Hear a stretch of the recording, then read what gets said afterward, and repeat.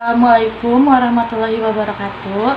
Perkenalkan, nama saya Sinta Nurazia dari Fakultas Ilmu Komunikasi NPM S1A20039. Di sini saya akan menjelaskan buku Pendidikan Pancasila untuk pendidikan tinggi dari Dr. Ujang Carda, SSH, MH, MIP. Buku ini terdiri dari 10 bab yang masing-masing babnya sudah saya rangkum.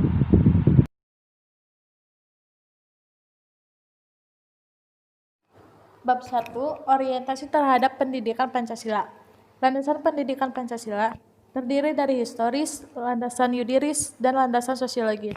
Landasan historis, Pancasila mendapat tempat yang berbeda-beda dalam pandangan rezim pemerintah yang berkuasa, dan penafsiran Pancasila didominasi oleh pemikiran-pemikiran dari rezim untuk melanggengkan kekuasaannya.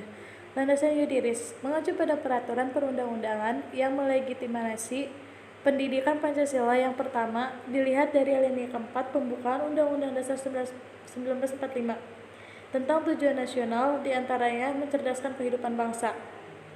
Landasan sosiologis, secara sosiologis telah mempraktikkan Pancasila karena nilai-nilai yang terkandung di dalamnya merupakan kenyataan-kenyataan seperti material, formal, dan fungsional yang ada dalam masyarakat Indonesia. Bab 2, memahami sejarah Pancasila sebagai lambang negara Indonesia. Pancasila dalam sejarah bangsa Indonesia begitu kuat dan mengakarnya Pancasila dalam jiwa bangsa menjadikan Pancasila terus berjaya sepanjang masa. Hal tersebut disebabkan ideologi Pancasila tidak hanya sekedar confirm and defend identitas bangsa Indonesia. Pancasila adalah identitas bangsa Indonesia sepanjang masa, sejak Pancasila digali kembali dan dilahirkan kembali menjadi dasar dan ideologi negara. Maka Pancasila membangunkan dan membangkitkan identitas yang dorman, yang tertidur, dan yang terbius selama kolonialisme. Bab 3, memahami Pancasila sebagai sistem filsafat. Sistem filsafat, menurut KBBI sendiri, pengertian filsafat adalah filsafat pengetahuan dan penyelidikan dengan akal budi mengenai sebab, usul, dan hukumnya. Pancasila diangkat dari pandangan hidup yang berkembang dalam kehidupan bangsa Indonesia. Kemudian pandangan hidup ini dirumuskan secara cerdas oleh para pendiri bangsa dan diangkat sebagai dasar kehidupan bernegara. Bab 4, memahami Pancasila sebagai sistem nilai, etika, dan norma. Nilai pada hakikatnya adalah sifat atau kualitas yang melekat pada suatu objek, bukan objek itu sendiri. Sesuatu itu bisa mengandung nilai, artinya ada sifat atau kualitas yang melekat pada benda itu, seperti bunga itu indah, perbuatan itu susila. Ketika etika adalah suatu cabang dari filsafat yang mencoba untuk mengevaluasi dan menetapkan teori umum tentang tingkah laku berdasarkan aturan-aturan moral. Dan ada norma, adalah sebuah aturan, patokan, atau ukuran atau yang bersifat pasti dan tidak berubah. Pengertian norma lain adalah aturan-aturan atau pedoman sosial yang khusus mengenai tingkah laku, sikap, perbuatan yang boleh dilakukan dan tidak boleh dilakukan di lingkungan kehidupannya. Bab 5, memahami muatan sila-sila dalam Pancasila. Hakikat nilai-nilai yang terkandung dalam Pancasila. Ada hakikat abstrak, disebut juga sebagai hakikat jenis atau hakikat umum yang mengandung unsur-unsur yang sama, tetap dan tidak berubah. Terus ada hakikat pribadi, hakikat yang memiliki sifat khusus, artinya terikat kepada barang sesuatu. Hakikat pribadi, Pancasila menunjukkan pada ciri-ciri khusus sila-sila Pancasila yang ada pada bangsa Indonesia, yaitu adat istiadat, nilai-nilai agama, nilai-nilai kebudayaan, sifat, dan karakter yang melekat pada bangsa Indonesia sehingga membedakan bangsa Indonesia dengan bangsa lainnya. Ada hakikat konkret yang bersifat nyata, sebagaimana dalam pernyataannya hakikat konkret Pancasila terletak pada fungsi Pancasila sebagai dasar filsafat negara. Bab 6, memahami Pancasila sebagai ideologi bangsa dan negara. Pada hakikatnya, ideologi adalah hasil refleksi manusia berkat kemampuannya mengadakan distansi terhadap dunia kehidupannya. Maka terdapat suatu yang bersifat dialektis antara ideologi dan masyarakat negara. Namun di satu pihak membuat ideologi semakin realistis dan di pihak lain mendorong masyarakat semakin mendekati bentuk ideal.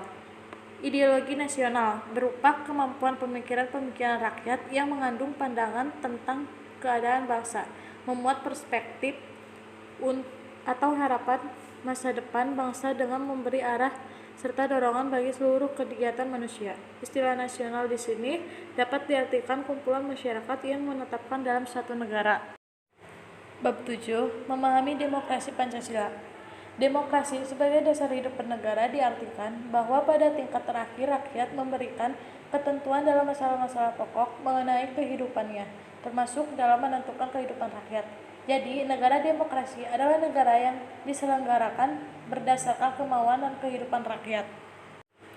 Bab 8. Memahami hak dan kewajiban asasi manusia dalam Pancasila. Hak asasi manusia dijamin oleh hukum, karena pada setiap diri manusia terdapat hak dasar sebagai pemberian alam, seperti hak hidup, hak kebebasan, dan hak milik, yang sekarang berkembang tidak hanya sekedar hak dasar, tetapi juga turunan hak dasar dan hak-hak yang menyertai kehidupan manusia, yaitu hak sipil, ekonomi, politik, sosial, dan budaya. Bab 9. Memahami Pancasila dalam sistem ketatanegaraan Indonesia. Yang pertama, ada ketuhanan yang Maha Esa, mengandung pokok pikiran pengakuan terhadap Tuhan Yang Maha Esa, pengakuan adanya kebebasan memeluk agama dan kepercayaan masing-masing. Kedua, kemanusiaan yang adil dan beradab. Dasar kemanusiaan yang dan beradab pada prinsipnya adalah suatu sikap perbuatan manusia untuk memenuhi hasrat dan tuntutan kodrat manusia secara kebutuhan kejiwaan perseorangan. 3. Ada Persatuan Indonesia, mengandung prinsip nasionalisme, cinta bangsa dan tanah air, menggalang terus persatuan dan kesatuan bangsa. Yang keempat, kerakyatan yang dipimpin oleh hikmat kebijaksanaan dalam permusyawaratan dan perwakilan, mengandung pokok pikiran atas kekeluargaan, negara, hukum, dan konstitusi. Yang kelima, keadilan sosial bagi seluruh rakyat Indonesia, sesama bangsa dan bangsa yang lain, keadilan sosial yang mengandung pengertian bahwa keadilan sosial bukan hanya sebatas buat rakyat Indonesia dan seluruhnya. Bab terakhir yaitu bab 10, refleksi Pancasila sebagai paradigma reformasi dalam kehidupan bermasyarakat, berbangsa, dan bernegara. Paradigma merupakan suatu asumsi-asumsi dasar dan teoretis yang umum, merupakan suatu sumber nilai, merupakan suatu sumber hukum, metode, serta penerapan dalam ilmu pengetahuan, sehingga sangat menentukan sifat, ciri, serta karakter ilmu pengetahuan itu sendiri. Secara filosofis, hakikat kedudukan Pancasila sebagai paradigma pembangunan nasional mengandung suatu konsekuensi bahwa dalam segala aspek pembangunan nasional, kita harus mendasarkan pada hakikat nilai-nilai Pancasila. Sekian penjelasan dari saya, semoga bermanfaat apa yang saya sampaikan, dan terima kasih semua yang sudah menyimak video ini. Jangan lupa subscribe, like, dan komen. Assalamualaikum.